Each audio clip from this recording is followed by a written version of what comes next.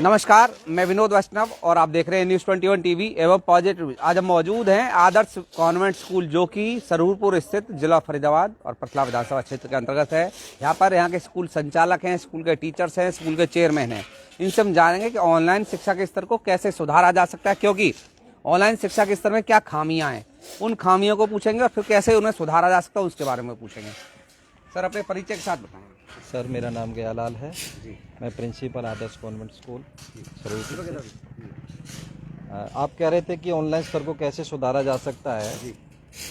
देखिए, ऑनलाइन शिक्षा ठीक है, परंतु इसके साथ साथ ऑफलाइन स्कूलों का खुलना भी बहुत ज़रूरी है, क्योंकि ज़्यादातर हमारा जो ये एरिया है ये ग्रामीण एरिया है। यहाँ पर ज़्यादातर लोग जो गरीब लोग हैं सभी अपने बच्चों को मोबाइल प्रोवाइड नहीं करा सकते हैं।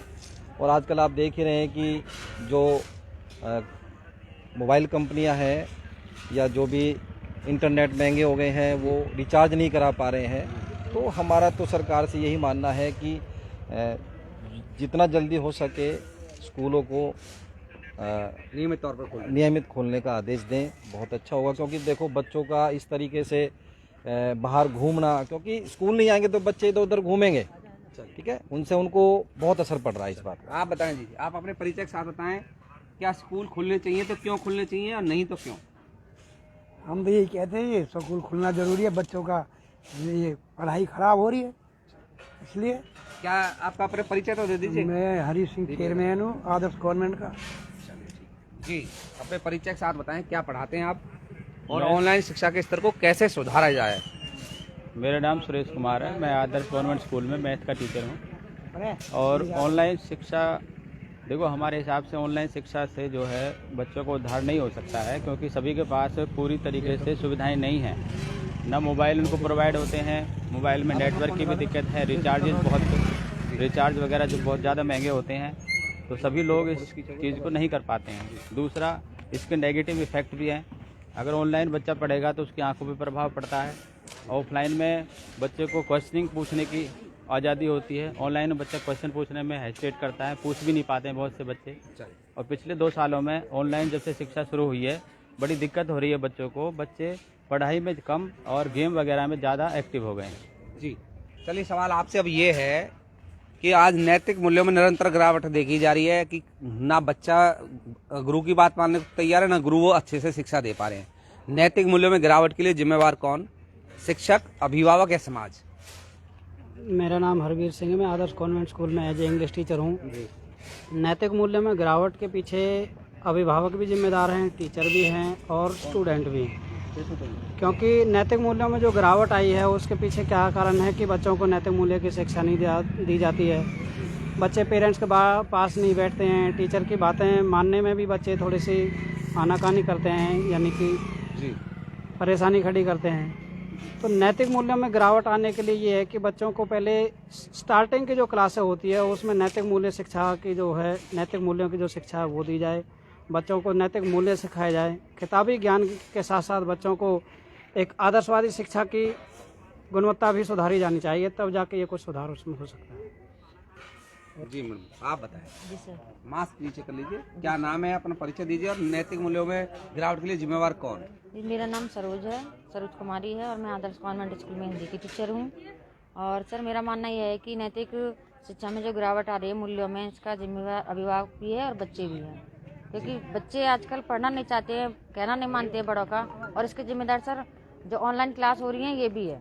क्योंकि बच्चे फ़ोन के बहाने पता नहीं क्या क्या अपना पढ़ते हैं, नहीं, उनका मकसद पढ़ना नहीं होता है केवल। चलिए मैडम, आप आगे आ जाए थोड़ा। जी, आप बताइए। मेरा नाम किरण है, मैं थोड़ा तेज बोलिए।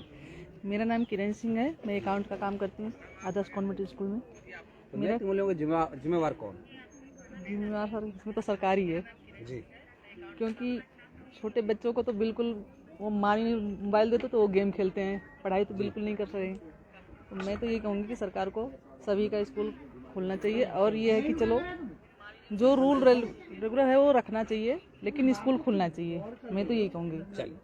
चलिए, आप सभी जुड़ रहे हैं। सर, आप कुछ बताना चाहेंगे इस पे कुछ? सर, आप जैसे कह रहे थे नैतिक मूल्यों की बात है, देखिए इसमें ना सभी की सहभागिता जरूरी है जी। परिवार के साथ साथ बच्चा परिवार से भी सीखे।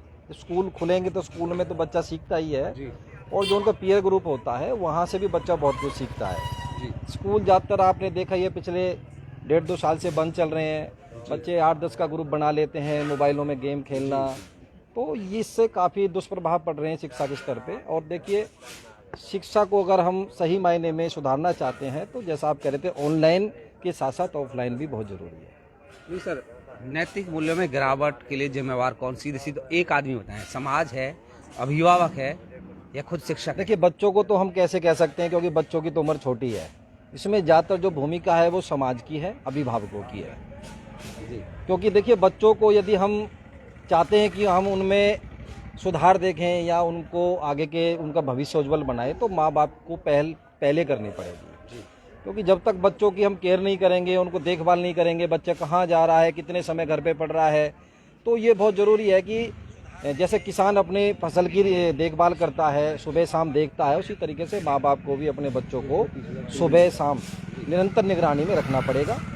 और विद्यालय तो जैसा कि आपको पता ही है कि पिछले समय से बंद ही चल रहे हैं, कभी 2 महीने, कभी 6 महीने, कभी 4 महीने चल रहे हैं। तो मैं तो इतना ही कहना चाहूँगा, सब मिल करके काम करेंगे क्योंकि आज के बच्चे कल के भविष्य हैं। इस देश का निर्माण में उनकी अहम भूमिका है।